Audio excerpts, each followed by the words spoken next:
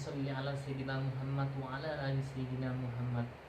Faqala Allah Ta'ala fi kitabil karim, a'udzu billahi minasyaitonir rajim. Bismillahirrahmanirrahim. Wal asri innal insana lafi khusrin illa alladziina aamanu wa 'amilus sholihati wa tawassaw bil haqq wa tawassaw bis sabr. Al-ayatul Quran. Perkenalkan, nama saya Fikri Ramadhani dari Institut Agama Islam Negeri Kota Bengkulu. Saya dari Fakultas Syariah Prodi Hukum Tata Negara dengan nomor induk mahasiswa 1811542. Di sini saya akan menjelaskan tentang materi yaitu pengangkatan dan pemberhentian pada mazhab Sunni dan Syiah. Di sini ada beberapa, yaitu ada dua mazhab. Yang pertama ada mazhab Sunni dan mazhab Syiah. Kedua ini bagaimana cara pengangkatannya dan bagaimana pula cara pemberhentiannya. Kedua mazhab ini selalu bertolak belakang. Kalau dalam kita lihatkan secara garis besarnya, dua mazhab ini tidak sama-sama saling menyatu atau sama-sama saling bergaris lurus. Namun kesimpulannya ini didasarkan bahwa baiat kaum muslim kepada Rasulullah Shallallahu Alaihi Wasallam dan perintah beliau kepada kita untuk membajat seorang khalifah, baiat kaum muslim kepada Rasulullah Shallallahu Alaihi Wasallam bukanlah baiat atas kenabian, tetapi baiat atas pemerintahan. Masalah baiat ini juga tercantum dalam Al-Quran dan As-Sunnah. Nas-nasnya pun jelas dan tersebut menunjukkan bahwa baiat merupakan satu metode pengangkatan khalifah. Para sahabat telah memakai perkara tersebut, bahkan mereka telah memperbaikinya dalam mengangkatan Al-Khalifah Rasyidin. Dan yang kedua adalah masa jabatan kepemimpinan khalifah. Dalam sistem khalifah, jabatan khalifah tidak memiliki metode tertentu atau dibatasi dengan waktu tertentu. Sebagaimana dalam sistem republik, selain khalifah syariat diperpegang teguh kepada syariah, menetapkan hukum-hukum serta mampu melaksanakan berbagai urusan negara dan tanggung jawab khalifahan, maka ia tetap sah menjadi khalifah. Hal ini didasarkan pada riwayat Imam Al-Bukhari dari Anas bin Malik dari Nabi Shallallahu Alaihi Wasallam bahwa beliau bersabda, Isma'u wa ati'u wa istamila alaikum ibadah hashi kanna rasahu rabbiyabah. Dengar dan taatlah pemimpin kalian sekalipun yang memimpin adalah seorang budak hitam yang kepalanya seperti penuhi bisul. Hadis riwayat Al-Bukhari. Di samping itu Al-Khulafaur Rasyidin masing-masing telah dibaiat secara mutlak sebagaimana yang terdapat di dalam sejumlah hadis. Khalifah mereka tidak dibatasi dengan masa tertentu. Masing-masing dari Al-Khulafaur Rasyidin memimpin sejak dibaiat sampai wafat. Dengan demikian, ini merupakan ijma sahabat yang menunjukkan bahwa khalifah tidak mempunyai rasa tertentu tetapi bersifat mutlak.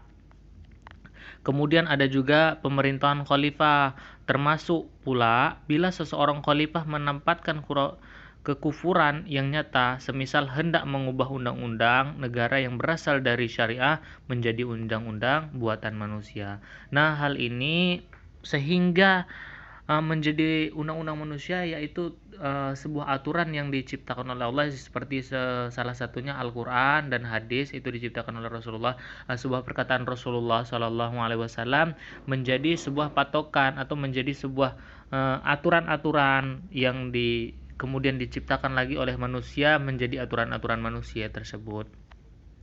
Kemudian Syiah, Isna Asyariyah dan konsep imamah. Isna Asyariyah adalah termasuk bagian dari sekte Syiah Imamiyah. Disebut begitu karena sekte tersebut beranggapan bahwa pemimpin imam setelah wafat Nabi diwariskan kepada 12 orang, mulai dari Ali bin Abi Thalib, kedua putranya Hasan, Husain, hingga kepada Muhammad Al-Mahdi yang telah menghilang kurang lebih 260 Hijriah, akan kembali pada di akhir zaman kelak. Dan kedua, konsep imamah dalam keyakinan Syiah adalah bahwa Ali radhiyallahu an adalah keluarga, merupakan orang yang paling berhak untuk menjadi khalifah dibanding Abu Bakar. Sedangkan Abu Bakar ini adalah orang, katakanlah orang asing, tetapi dia adalah sahabatnya Rasulullah sallallahu alaihi wasallam. Umar dan Utsman, karena Rasulullah sallallahu alaihi wasallam telah mewariskan khalifah kepada menurut Syiah kecuali Syiah Zaidiyah, Abu Bakar, Umar dan Utsman adalah merampas hak Ali radhiyallahu an. Demikian juga khalifah Al-Mawadiyah, Al-Abasyah dianggap mengazab khalifah Ali radhiyallahu an. Kelompok sahabat yang amat cinta kepada Ali adalah Salman Al-Farisi, Abu Zar Al-Ghafari, Maqad bin Aswad. Mereka berpendapat bahwa Ali radhiyallahu adalah lebih berhak menjadi khalifah karena sifat-sifatnya. Kemudian ada ide dasar Imam Syiah meliputi yang pertama, imamah istah khas sebagai pengganti khalifah adalah merupakan salah satu rukun di antara rukun agama yang amat penting dalam Islam. Yang kedua, bahwa Ali radhiyallahu an adalah imam yang telah ditetapkan oleh Nabi Shallallahu alaihi wasallam sebagai imam peninggalannya dengan ketetapan nas yang jelas. Kemudian yang ketiga, Syiah beranggapan bahwa imamah adalah hak milik anak cucu Ali radhiyallahu an. Dan yang terakhir, imamah menduduki tempat kenabian. Imam adalah mujtahillah di bumi, ia menerima wahyu. Ia berhak menafsirkan nas-nas agama, memberi petunjuk bagi orang-orang mukmin dan putusan-putusan yang tidak bisa ditolak. Barang siapa keluar dari keputusan imam, maka ia berhak dibunuh. Nah, di sini sebuah aturan-aturannya mereka sangat kita lihat dari beberapa ide-ide dasar keimaman Syiah ini meliputi yang pertama, mereka tidak ingin keluar dari yang pertama itu hadis, dan kemudian yang kedua itu Al-Quran, yang kedua itu hadis. Mereka tidak mau keluar dari itu. Maka mereka terlalu terpatok dengan nas-nas yang sebenarnya yang pernah disampaikan oleh Rasulullah SAW. Ada 4 dasar konsepsi Syiah Isna Asyariyah amat penting dan populer, yaitu Al-Ismah, yang kedua Al-Madiyah, yang ketiga Ar-Raj'ah, dan At-Taqiyah. Doktrin keimamah Syiah hampir semua didasarkan atas dalil-dalil, bahkan tujuannya banyak ayat-ayat atau hadis yang diwawilkan untuk membenarkan kekuasaannya. Doktrin Al-Mahdi misalnya didasarkan atas hadis yang tidak dobit sanadnya atau dhaif. Maka hadis ini tidak jelas gitu. Kejadian kritis mengenai Syiah ini banyak diungkap oleh Ahmad Syabli dan Ahmad Amin Salbi misalnya merasa tidak pernah mampu untuk mendapat ajaran-ajaran Syiah, khususnya ajaran-ajaran Yahudi yang memang sengaja ingin memperdaya Islam.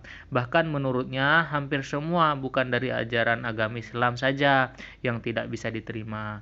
Nah, mungkin dari sini saja yang dapat saya jelaskan, bahwa untuk mengangkat kepemimpinan daripada masa Sunni dan Syiah ini sangat berat sekali, karena mengangkat pemimpin itu harus menjadi orang yang menjadi patokan, orang yang menjadi panutan bagi semua orang, harus berpegang teguh dengan Al-Quran dan As-Sunnah, menjadi contoh bagi para umat-umat manusia. Mungkin ini saja yang dapat saya jelaskan. Akhirul kalam, Assalamualaikum warahmatullahi wabarakatuh.